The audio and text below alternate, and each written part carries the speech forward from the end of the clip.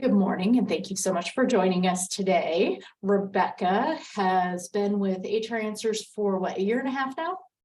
Yes. About? Okay. Yeah. And today we're going to talk about your passion, the Americans with Disabilities Act, which Yes. I will admit is it's a rare passion for somebody to have. However, wow, shouldn't we all have that? I mean, in the helping people be successful at work, because that's really what the ADA is all about. So Yes. we're going to dive into this one with just some basic introduction questions about you. So why HR? Rebecca, what is it about HR that makes you go, yep, that's what I'm doing? Well, for me, HR has just been a great space to do the thing that I love, and that's helping people to be the best of themselves, whether that's a client or an individual employee, a manager, just helping to have the ability to talk with them, partner with them, to find solutions and options that will work for the outcome they're trying to achieve. Excellent, excellent. I know for me, I've always said it's seeing the light bulb come on. That Yes, absolutely. That's they get it, and now they can do it on their own. Yeah. So, and how long have you been doing HR? In total for about 25 years now. So it's been a long time, but it's been continuously good because HR is never stale. HR is ever moving and ever changing, and you always have the ability to adapt and change and flex and pivot all the good words we use to those new areas because the laws and rules are always changing. The strategies of how you approach a problem, find options, look at the pros and cons of those options to help an organization or a client to find which one's going to fit best for them. Yep, it's great stuff. It is. Well, and certainly the pandemic helped us with a little bit of that pivot, change, think about it differently. Every day, almost. I have to admit, I'm a little happy about the fact that that's eased up just a bit. Yes. So, yes. Good.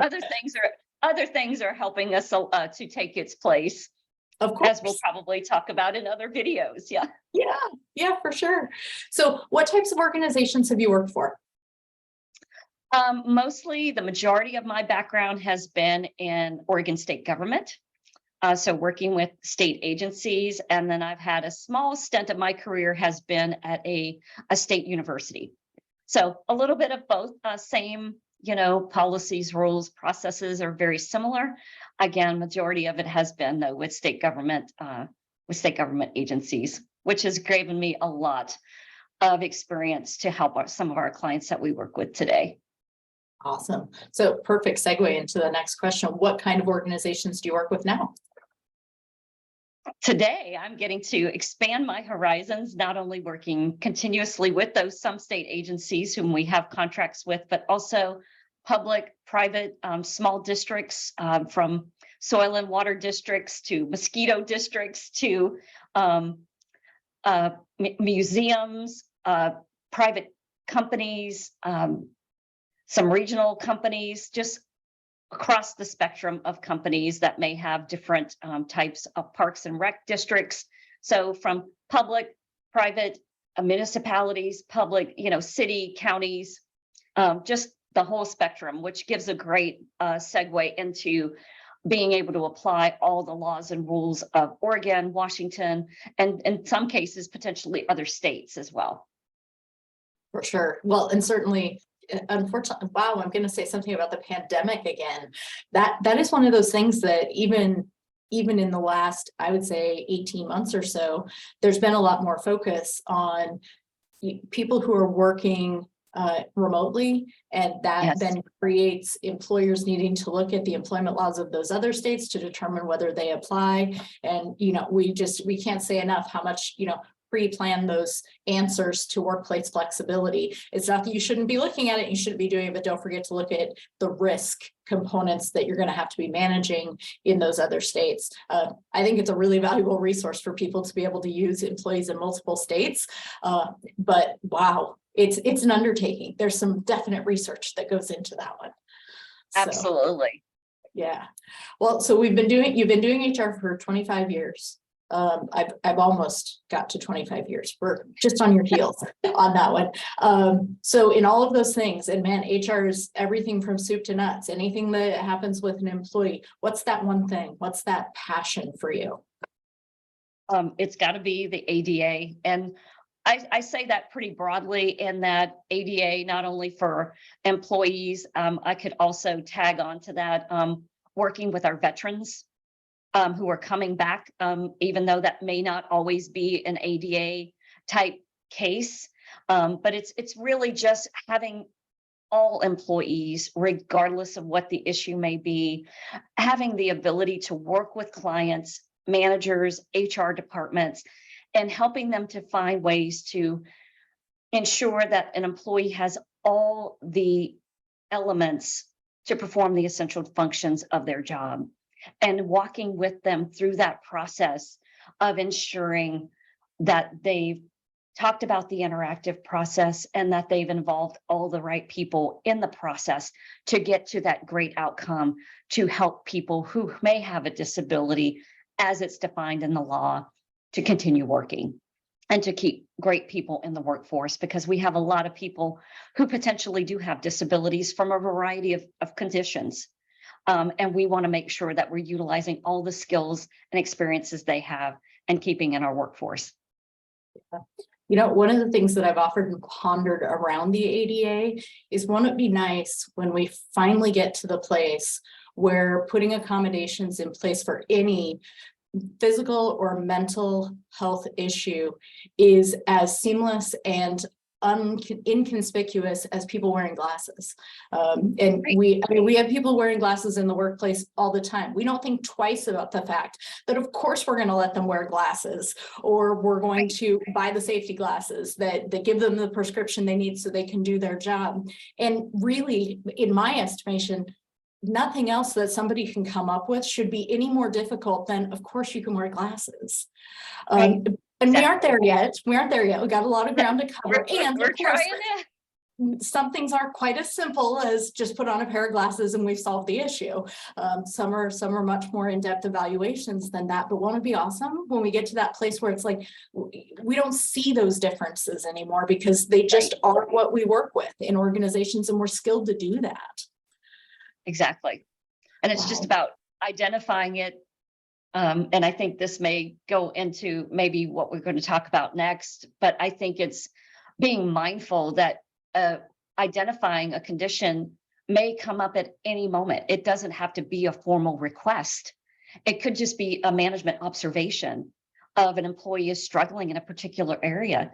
And we don't even have to say the words of, oh, there's this an ADA issue. We can just say, how can we help you? And I think that starts to take that stigma that you were referring to away, so that it's just a common practice for us as leaders in organizations to say, I'm partnering with you. I want to help you in order to perform those essential functions. And that would be the case whether it was an ADA related issue according to how the law defines ADA, or whether it wasn't, that we would have that same stance that we would want to help people be successful in their roles, no matter what the issue. Yeah, I mean, yeah, it's a good goal to work towards, and granted, we spend a lot of time on that. So, you know, in that area of ADA, what do you think the main considerations are for HR professionals, essentially, that they should keep in mind? And one of the angles that I take at this one is a bit of, you know, there are an awful lot of organizations out there that don't have the luxury, or just quite honestly aren't large enough to have an HR professional in their midst. So let's go about that slightly different. If we have somebody who's in an organization that gets to wear the HR hat, but hasn't necessarily done all the coursework to be a professional, what are the things that you would want to, you know, send up the right red flags for them? Yeah, so I think one of them is going to be when we noticed a performance deficiency, or if we notice an employee struggling with a particular task or an activity, that's the perfect opportunity to have a conversation, whether it's that person or whether it's their direct supervisor, to be able just to have a conversation and say, I'm noticing these things. Is there something that I can provide or help you with? Is there additional training? Is there a particular checklist? What would be helpful that we can do as an employer to help you be successful in your work. And I think a lot of times people will have a misconception that you have to wait for people to raise the official flag of, I need an ADA accommodation, and that we don't have to do anything as an employer until they do that. And actually, the way the law reads, it's really about if management has an observation that there is a potential issue, that it's our responsibility to at least reach out and have that conversation, that it doesn't have to be that formal request, although some can come in that form, because a lot of people may have gone out on a family and medical leave issue. They may have gone out on veterans, they may have gone on military leave, they may have gone out on any other of the leaves that are in the law that are allowed and most protected. And so we would want to look at those items and evaluate, is there anything, whether they raise a question or not, is there something, just as a proactive approach, to say, is there anything we can help you with as you're making a return? And so I think that's, again, always just having the culture of how can we help you with anything that you might be experiencing in performing your essential functions. Yeah. Again, whether it's officially ADA or not. So knowing that your background includes working for really large organizations, that means you've had a good deal of experience or opportunity to help people and to help managers help people. And going back to your statement of they don't have to raise the official flag, they don't have to say, I need an accommodation. Can you give me a ballpark percentage of how many of them you actually have experienced coming in as a, please accommodate me? Oh, maybe 20%. Yeah, it's really I would low. say it's That's mine very, too. very low. Yeah, Most of them are, they just so happened to mention to the manager they were taking a medication, or they mentioned to their manager in passing when they were talking about the weekend, oh yeah, I hurt my elbow over the weekend, or, because some of these might be very temporary types of disabilities or things that an employee may be struggling with. Some of them may be a longer term. But again, most of it comes up in casual conversation. And I think one of the red flag, or one of the things, is not just for that HR individual who may be helping out or taking on that responsibility in the organization, but I think it comes back to supervisors and managers, that they're also, once they're aware, we have an obligation to take an action. And I think that's where the biggest weakness may lie, is that not knowing that that's a level of responsibility that is on them for us as an organization, each organization, to move forward to be in compliance with the law. and Rebecca, just really technically for a second, because again, people who may listen to this are going to be from all different types of organizations. Right. Is there a threshold for which organizations have to utilize or are liable to deal with the ADA? Yes, the law actually spells out that you are required to move forward with the interactive process when you believe an employee may have a disability, when you have at least 15 or more employees working. So 15, 15. 15. Yes. Yep. Yeah. So pretty small organizations still have a responsibility for this. And even for our organizations who are below that, I still highly recommend that they walk through the same process, even though it's not required by law. I think it shows a good faith effort by the employer, that they care about the employees and they want them to be successful in carrying out the work of their organization. Well, and we certainly get into the situations where organizations are shifting or changing, and mergers and acquisitions usually tells us we're growing, but there are also times where a piece of an organization will break off into something new, and that then changes the dynamic of how those things work and how, quite honestly, what the work is and how it might get done. So this comes into play in a number of places. So yeah, great. Particularly in layoff situations too, would be one more to add. Yeah. Well, and you mentioned the fact that employers are, responsible essentially, my paraphrasing here, to be observant about what's Right. going on around them. And I kind of call it the known or should have known standard. And that's been Absolutely. language, very common Yes. language. And knowing essentially means you're engaged with your employees. And so this is where I say, management is an active sport. You actually have to be involved with these people. And one of the things that, again, I think are, some of our flexible and remote workforce is starting to experience is, your ability to observe, especially a physical condition, because mental conditions have always been difficult to observe. But a physical condition is reduced a bit. So your known or should have known may be slightly diminished because of that, but it's still your responsibility. You should be asking those questions. How's it going? You should be aware of their workspace. I mean, I know, with a number of our employees, we do remote work all the time. And my view of where you're working fits in a Zoom box, in most cases. And so, and the view of what you see me doing fits in a Zoom box. Well, you're still responsible for the work site and how they function within that work site, and homes are work sites when we have people working remotely, and the ADA applies there too.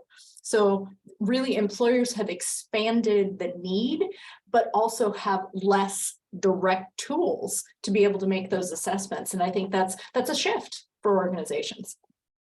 I think it very much is. And I think the other part is that gives opportunity for us to engage with employees at just maybe a little bit deeper level, and being intentional about asking the question, how are things going? Is there anything I could help you with? Are you struggling with anything? And I think just those open-ended questions would help to open that conversation, and that might divulge or disclose something that, yes, they might need an additional accommodation, again, whether it's ADA or not, because I think that's just a good management of a staff and a good way of bringing them along in their success for completing their work. Yeah, it's super important. I remember we had one case that came in again during the pandemic where an individual was complaining of back issues and they were starting to miss work.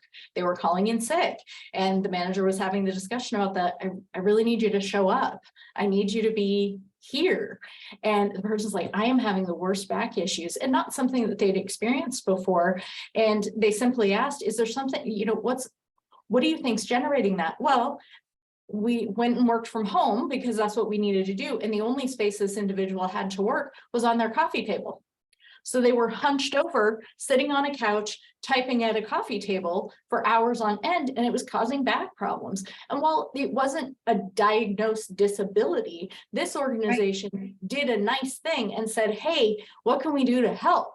And ultimately what they chose to do was buy an office chair for the individual. And because they knew there wasn't any other space, they bought essentially a coffee table that had the top of it that pulled up. So the person could sit at a typical desk height in the space that they had available in this very odd, you got to go work from home because we all can't be in the office, situation. And so even outside of the ADA, which could have been an accommodation, a formal accommodation with a process, but they essentially started some of that process with just the interactive process of what can we do to help? What's going on? Why is this a problem? But it came up, like you were mentioning before, in the process of you're not hitting your expectations. We got to fix this. We got to deal with that. So it's always interesting how these things come up. So we know there are tons of tools available to help with this. What are some of your favorites? One of my absolute favorites is an ergonomic assessment. Yes. Which I know is not the first thing you'd maybe think about, especially for a physical disability or a person who's struggling, like you just mentioned with your person who is having back issues. I know for myself, while I was at a state agency, one of the things I did as just common practice, anytime an employee returned from family medical leave or from veterans leave or any other type of leave that had anything to do with a medical condition, one of the things I did every time was upon their return, I had an ergonomic assessment done of their workspace to make sure that there was nothing in their workspace that would be a irritant or not help them or aid them in their recovery from whatever they were going through. And that way it did two things. One, it helped the employee to heal and recover well. Secondly, it was a great way to show that the agency cared, and it helped boost morale because it just didn't impact that individual. All the other employees in the organization saw that and us taking that extra step. And that went miles on the morale, on the morale spectrum, because they saw if they do this for them, they're going to do it for me. And sometimes employees don't always get to see the great things employers do for them, because sometimes I always used to say, I can't always pay you more money, but I can show you I care. Yep. And this was one of the ways that we could show that we cared, was by taking that extra step. I'll give the example of a employee who came back after she was out on her Harley and had a motorcycle accident, and she hurt her shoulder. And so when she returned, when she had her release to come back from family medical leave, again, first thing we did was set her up at her workstation. I had the ergonomic assessment person come in. They looked at everything to make sure the keyboard and all of the things, the speed of the mouse, the way she moved her arm, that everything was in a good motion and flow for her, so that it was not making this irritated or having more pain by the end of a workday. We also looked at her work schedule. We looked at the different activities she performed, and we saw, is there a way that we can do these things better, differently, in another way that still accomplished the work, but again, was all in an effort to make it accessible for her as well as doable for the work needing to be done. And again, that underlying win was that we showed the employee that we cared about them. And so it was a win-win on all directions. And then we reviewed it, after a period of time, because with ADA, it's all the accommodations or things we may put in place are not always permanent. Yep. Usually they're very temporary. So we'll try this. We put that in place for a couple of weeks, and she was beginning to get better. And she said, I don't think I'll need this particular accommodation anymore, so I'm going to discontinue using it. Or I don't need this any longer. And so it actually evolved. So we changed, and we made sure that over time, that as she improved and recovered, that the accommodations recovered in the same pace with her. And so that was also something that a lot of people have a misconception about, that you put it in place and I've got to stay, it's got to be here forever, And that's not really true, because most of them are evolving over time as the conditions improve. Sometimes they don't always, but again, we have to know that a revisit on what we already have approved is always a good best practice to take. Yeah, you're reminding me that with ergonomic assessments, one of the organizations I worked in did an ergonomic assessment for every new employee coming in. It was part of day one or day two, just to make sure that from the get-go, we've set you up in a way that makes most sense. It was your desk height, that was the type of chair, and how long your seat pan was. And I mean, just all of those components that I think sometimes we forget when we're going, well, this person is not the previous person who sat in that space. We should probably make sure this works for them. Down to, is a keyboard tray going to work for you, or are you really a keyboard on top of the, just all of those things where you go, it's the niceties. Right. Sometimes, but at the same time, and I think, from a workers' comp perspective, which ADA is really not about workers' comp, but frequently plays when we bring somebody back, from a workers' comp perspective, we're just setting up an even better opportunity to make sure that we don't have the strains, sprains types of claims coming to the organization. Not that will solve all of it, but it's helpful. And at least we have a baseline too. So then we can also see whether changes are happening, and we need to follow up with those. So wow. Right. It totally reduces the risk. And so I always liked implementing that. And I agree at orientation setting up, we did that as well. And again, it was just part of that ongoing cultural practice of showing people how we cared.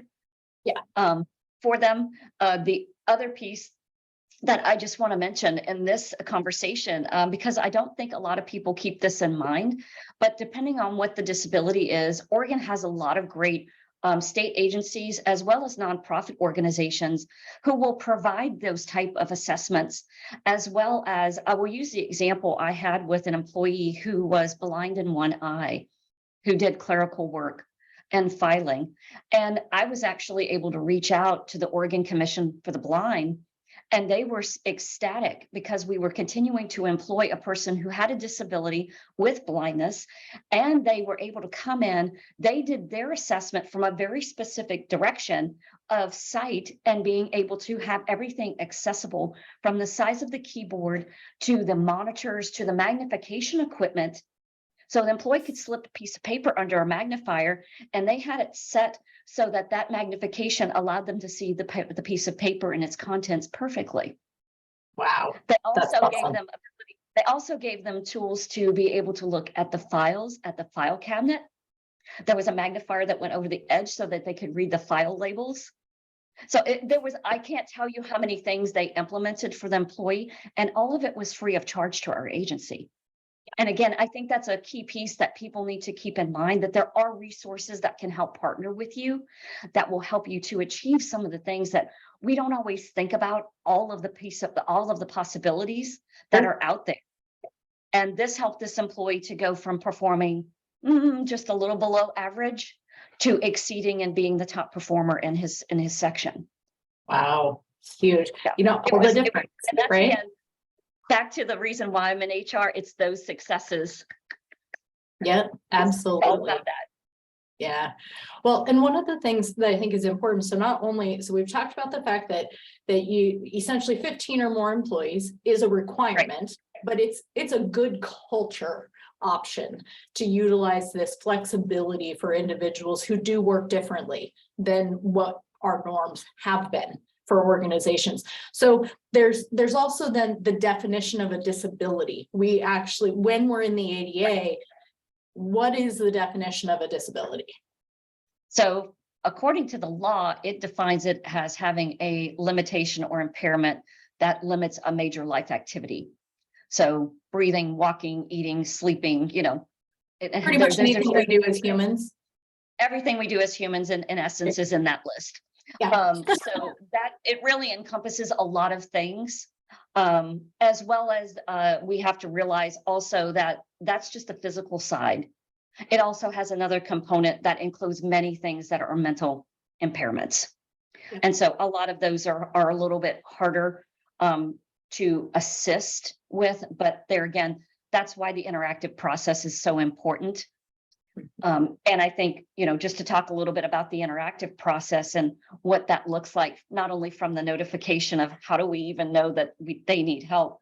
A lot of times it may be that casual piece of you don't get to observe because of the Zoom box isn't that big, but you might identify it through a deficiency in a particular task or activity that's not being performed well. And when you have that conversation, you're able to identify what may be inhibiting you from doing this. What can I help you with? And when they're saying, oh, by the way, I have anxiety or I deal with depression that I see a counselor for. Oh, okay. So tell me, how would this, and then, dissecting that particular activity and understanding, is it a way that we communicate? Is there an actual accommodation that we provide the information in a different manner, and kind of going through those pieces. And I think that's a good start for the employer to take by having that first communication with an employee, and then being able to segue into potentially needing more information. And I always say that ADA is the interactive process is kind of like three legs of a stool. There's the employee providing what they think will help. There's management and the agency or the client thinking, this is what we see needs to be done. This is what we think could help.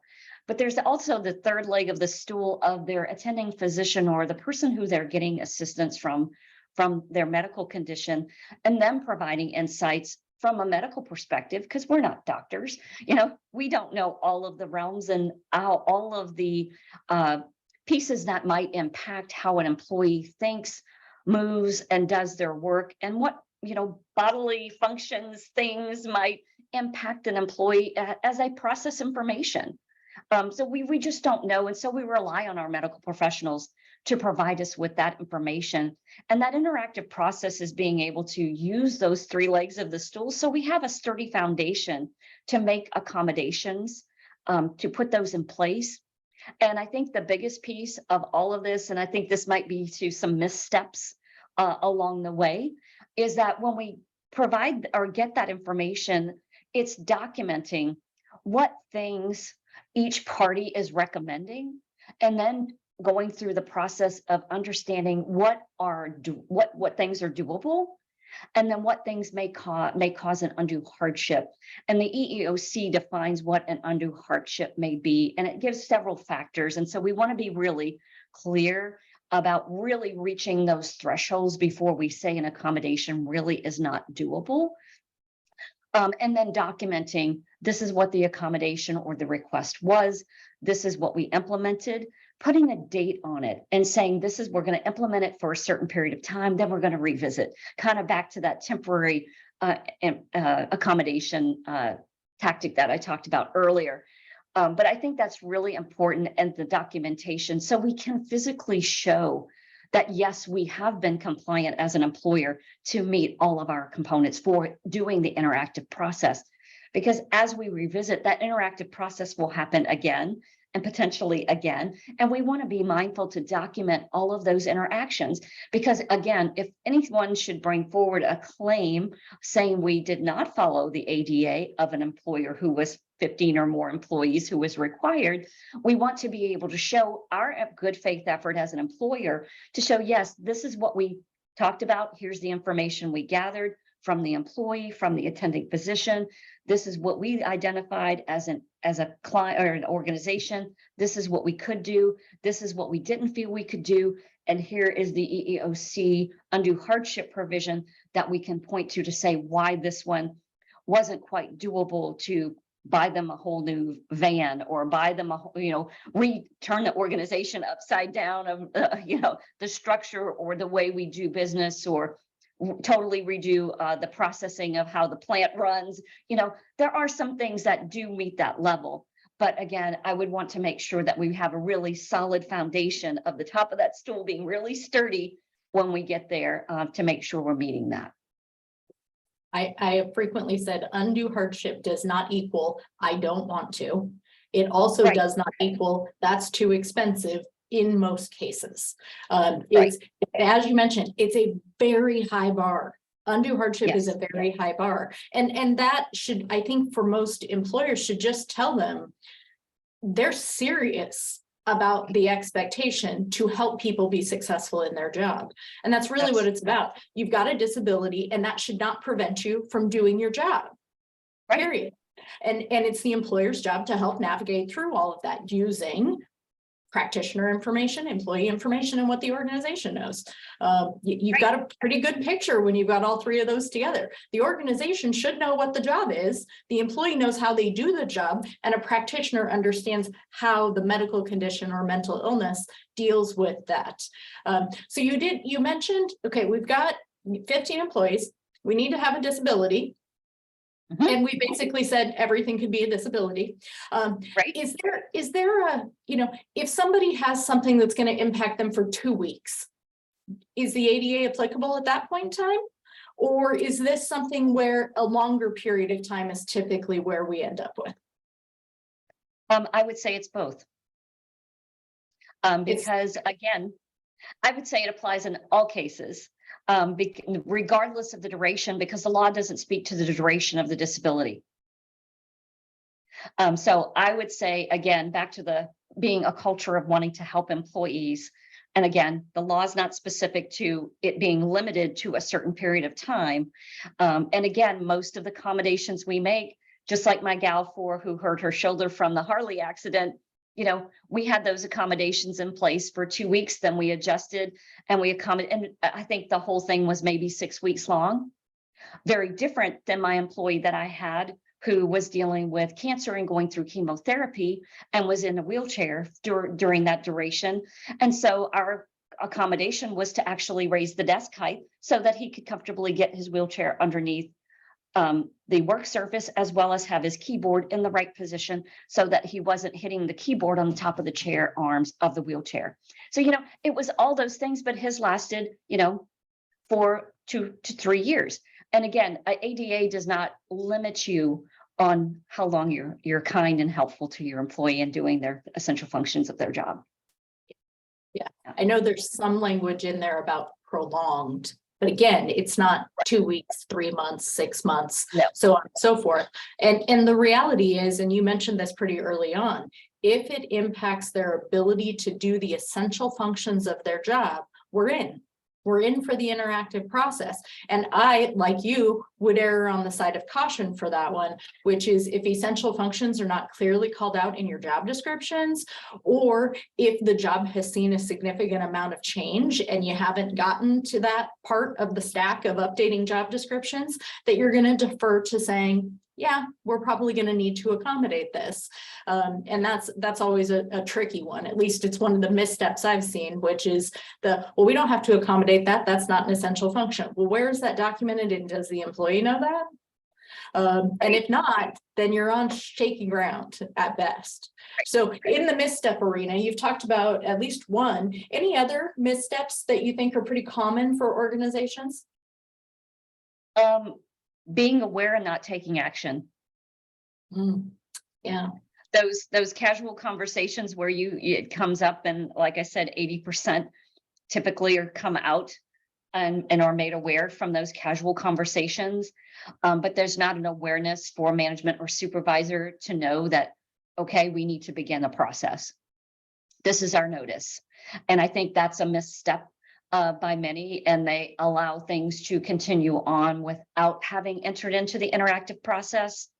And I think that's the misstep, instead of erring on the side of caution of anytime you hear of it, you're always taking action versus delaying action or thinking, well, I don't have 15 employees, I don't have to do anything. Yeah. ADA doesn't apply to me. Well, and some of it is, at least in my experience, many of those passing conversations, whether it be the hallway, the water cooler, the Zoom box, the whatever, are actually supervisors and managers. It's not an HR professional. And so what organizations not training their supervisors and managers of these awarenesses that they have to bring forward to the responsible party. And if they don't have a responsible party, that they're responsible for the process. That's one of the things that we tend to, at least I've seen in smaller organizations, where supervisors didn't even know there was something to do with that.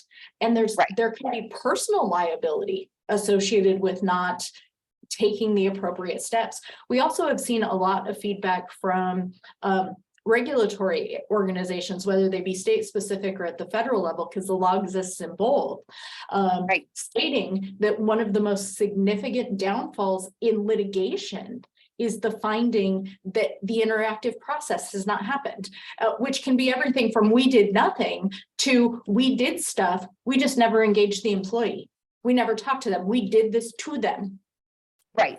And that's equally as bad to do something without engaging the employee. Right. And I also have found in my experiences that sometimes we'll get a call from a client saying, the manager just heard that the employee has ADHD. What do we do? Can we talk to them about it, or should we not say anything? Right. And they're afraid to actually enter into the conversation, and not having enough training, even know when to raise the red flag to say to an HR person, hey, I think I might have a case, or I think I may need to start a process, but not being comfortable to have the initial conversation.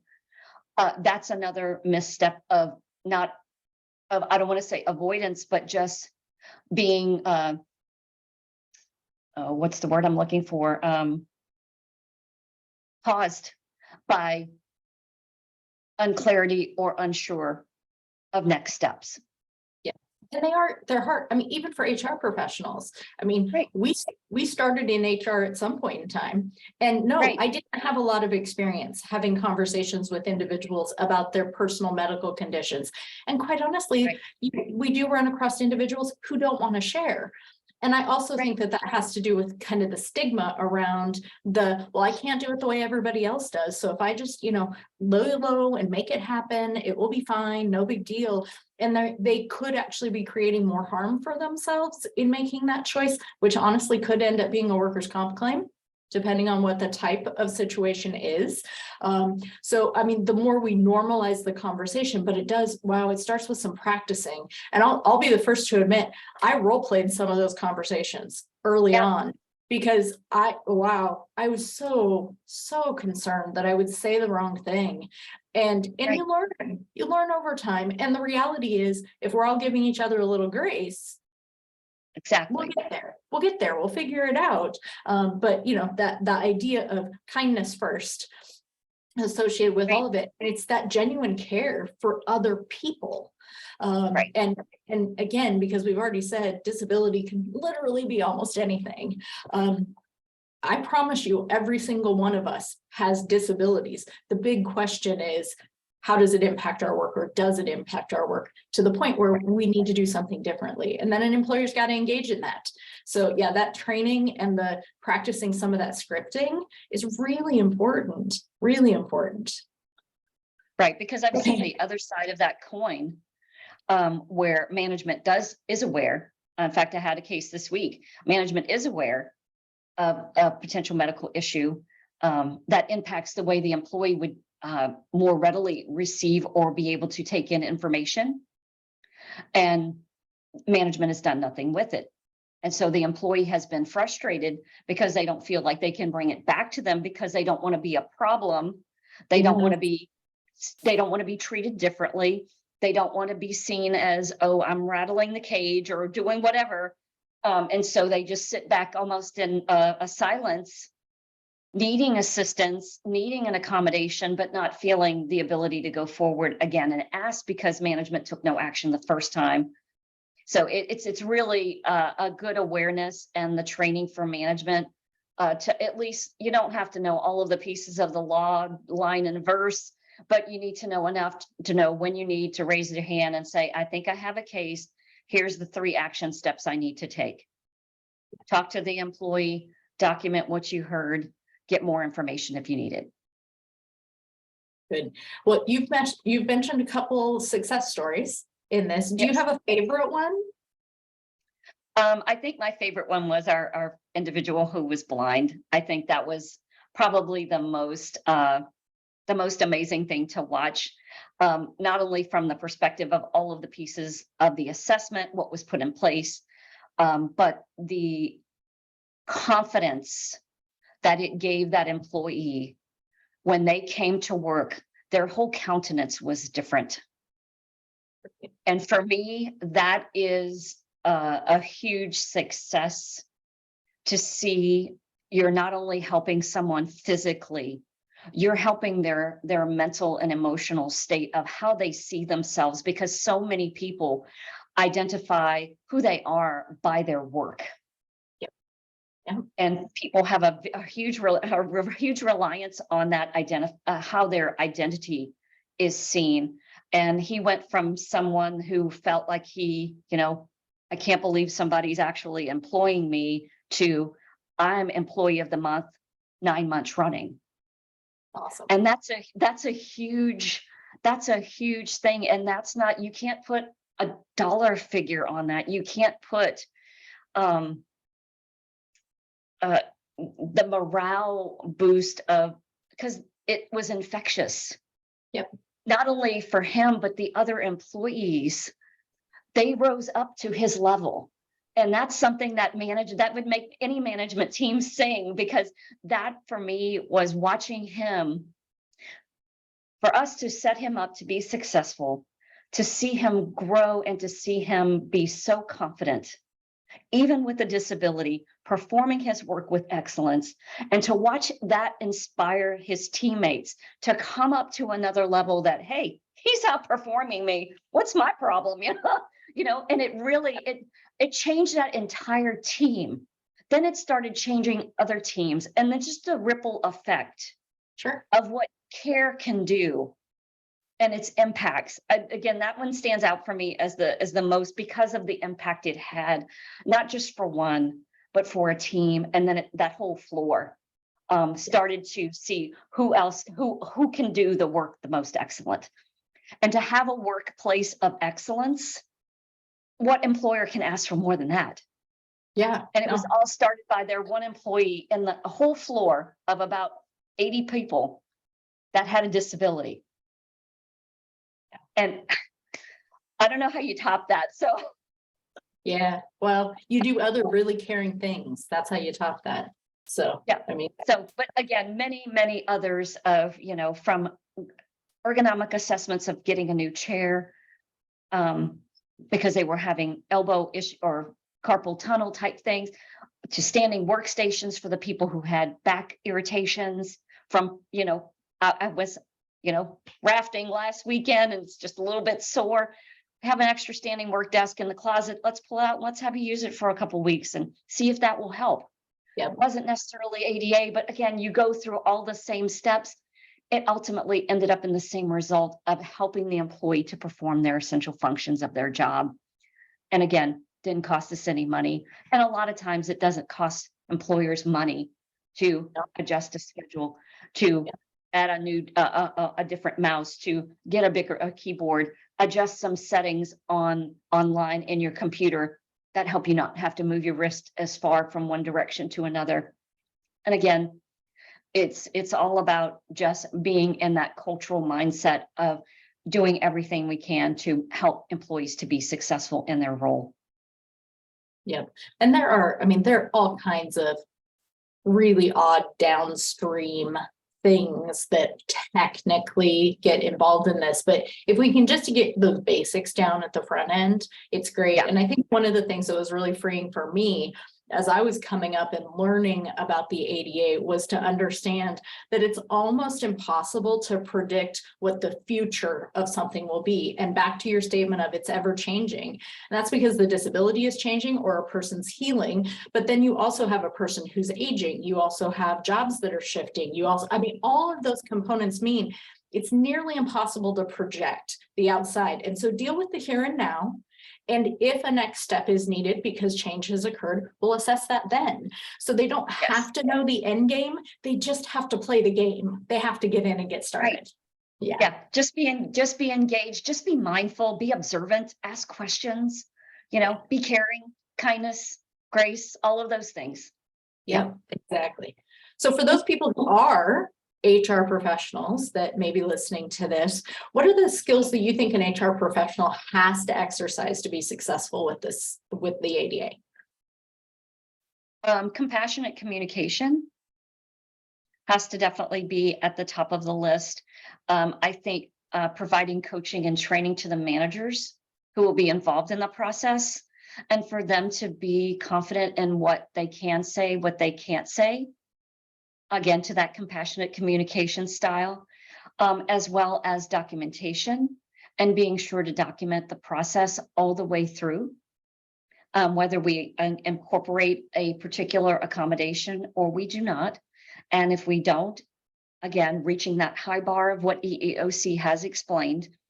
And again, I think it's also ensuring that we're really making sure that our position descriptions are up to date and we're identifying essential functions, because when we send out information for the physician to be a part of that interactive process, the position description will accompany the documentation we send, because we want the physician to understand the role the person plays in the organization, not only from the essential functions, but from their working conditions, their bending, stooping, typing, outside, inside, all the impactive factors that go into doing their work. And so we want that to be up to date and make sure that that is a clear indicator for the physician to be able to give us back good recommendations based on the job that the employee performs. Yeah, I like the communication one is a big one for me. And it's not just a one and done, it's ongoing. And certainly, if there are multiple parties like managers who are assisting in the process or own part of that process, checks and balances, making sure that we're managing that risk for the organization, because that's really what we're here for in HR, is managing risk for an organization. And that risk is our largest cost center, our people. So Right. yeah, we want to stick with that. And So they're also our biggest asset. they And so are absolutely investing in our asset and keeping that caring culture and helping people to be successful, again, I think is one of the keys. Yeah. So there are, oh my gosh, just a lot of ins and outs to the ADA. And I know one of the things that I struggled with when I was in-house doing ADA accommodations was I may not actually be familiar with a technical diagnosis and how that may actually impact a particular job. And there's a network of information out there that is awesome. Do you want to share a little information about that? Yes, and I use this portal of information all the time as I work with clients. So askjan.com has a great directory, or actually a listing of a variety of types of disabilities, and gives you some key overviews on what those disabilities, what they are, how they impact someone in doing their work, and things you should consider. They also give you sample questions on what you could potentially ask to see what's the depth of the employee's level of impairment in that particular area. And it's so very helpful, because sometimes when they say I have dyslexia, people have their own perceived idea of what that means, which may or may not be clinically correct. And so I always like to start with, let me get educated about this. I don't have to become the physician. I just need to know enough that it helps spark for me, what are the good questions and what are the good options that I could throw out that could potentially help. And sometimes those options will play, oh, well, the employee says, yes, I was actually thinking about that one. And, and then you get the other information from the doctor, and it all starts to gel together of making that good solid foundation of what an accommodation can be for that employee. And so I rely on the Ask Jan directory of disability types quite a bit. They also have a good directory and process manual on the interactive process, which also walks an employer. They have a great employer guide, which also is out there. So I rely on that, and actually reference to our clients at HR Answers. I usually will follow up in my emails after we've talked through a particular situation. I'll actually follow up, giving them those additional resources just to give them everything to be successful as they walk through their ADA case with their employee. Yeah, it's one of the things, and it's Ask Jan Job Accommodation Network, JAN.com. It's a free resource, free. Yes. And when you get in there and see the amount of work they've put into it, it's amazing that it's free. They also have a chat. Yes, and I've used the goes chat to people who help develop this stuff. And again, it's free. Yes, it's I know, amazing. and I love that. Yeah, it really is. And the reality is, I mean, for me, this is the, in your three-legged stool idea, this is the organization, that management component, being able to hold up their part of the stool, which is we did our work, we're invested in you and what's going on with you enough to check into this stuff and see where we could go with this. And it's very informative. I am amazed at some of the stuff that I read in there. I'm like, thank heaven there is a group of people that this is what they deal with on a regular basis, that have put together these tools, because there's an endless number of diagnoses, of course. And even especially, I really think it's so pertinent as organizations are becoming more aware and are doing a better job of normalizing mental health abilities that are different in their workforce, including things like addiction. People who have addiction issues are covered under the ADA as long as they're in recovery, and there's certain criteria with that. But these are things where you look at and you're like, well, I've never been addicted to meth. I don't know what that means as far as how that impacts work or what withdrawal means. because I've been fortunate enough not to have to deal with that in my life. But I mean, those are the types of things where you just go, I know nothing. Now what? Now Right. what do I do? So you don't have to know it all. There are resources out there. And again, it's free, a free I know. resource. It's so cool. Yes, I love I it. know. It's been wonderful. I've used it countless times, Oh, me too. and Me too. It's it's been very a helpful. favorite. I have a favorite. Yes, mine too. Mine too. Accommodation network. I know people are going, yes, you two are geeks like no other. And it's like, Yes. well, it started with caring about people, and then we learned there's a geeky tool to help us. So Yes. that's good. We like that. So Yes. before we close today, I just have one more question for you. And it's out of everything that you've learned in HR, what is the one piece of advice that you'd share with other professionals? Oh, does it have to be 25 ADA years, related? right? I know. I was gonna say, No, does it it have to be doesn't have to ADA be. related? No, it can be anything. It can be anything. I would have to say, and I would probably preface this from a talk I gave on HR to some students at the university I worked at, was, we learn a lot about HR laws and rules and policies and what things we need to do. However, we're always dealing with humans. We're always dealing with relationships. And the biggest key that I told these university students was make sure you put on your class schedules as many communication classes as you can, because everything is anchored on our ability to communicate these laws, rules, policies, and have difficult conversations, have sensitive, caring conversations with people. And I mean human people. There's not a chat bot for this. We can't use AI. There's not a chat. There's not No. a chat box and no AI for being compassionate and caring in how you communicate, whether it's ADA or any other issue. How you deliver a message can go well or could go bad, because it comes out as how people perceive it. And the word perception has got big glowing lights all over it.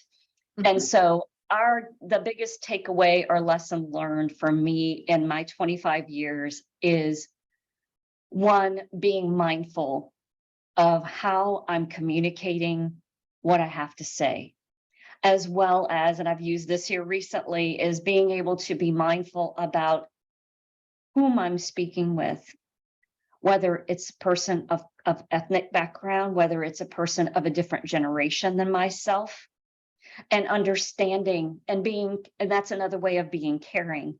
If I'm having an ADA conversation with a person who might be older, I'm probably going to go back and look at my characteristics for a baby boomer. And so I can present them with information in a caring way, in a way that they receive information, versus if I'm talking to a Gen Yer about their broken arm and their need for accommodation while they come back to work, that may be a different conversation in the way I approach it. So that adaptive communication style through a compassionate and caring lens, I think, resonates across all of our HR functions and how we talk about everything. So Absolutely. That would be my biggest takeaway is, yes, we can learn laws, rules, and policies. But again, I think if that was one of the things, because one of my mottos is we learn something new every day, and it's learning new every day. How do I employ new communication styles, tactics, strategies to help meet the person where they are, no matter who I'm talking to? Yep. Well, with your piece of, we're learning every day. I, for years, have always had in the back of my mind, every minute of every day is an interview. You just don't know what it's for. And it's amazing to me now that I've spent a few years in life, how many times I've come back to every minute of every day is an interview, and now I know what it was for. And you just don't. And so put your best forward, and care and compassion and consistent communication, working with people and being flexible. It goes a long way. It goes a really long way. Yeah, it does. It's Awesome. a Winnie the Pooh thing, give them some honey. Yeah, why not? Why not? So, okay, well, we're gonna close up for today. You guys have contact information associated with HR Answers, but it's also right there behind Rebecca for us. So www.hranswers.com for our website. And there are opportunities to send messages to us if you have additional questions about the ADA. Rebecca's information is out on our staff page and her email address is right there. So if you want to go to the expert on ADA, feel free to bug Rebecca. And our phone number there is, of course, on the screen too at 503-885-9815. And you can just go directly to pressing 0 and you'll get directed to whoever you want to chat with. It's been our pleasure to share. Rebecca's passionate about ADA, and we hope you will watch other videos that we've recorded of our other consultants and what their passions are. Thanks so much. Thanks, Lori.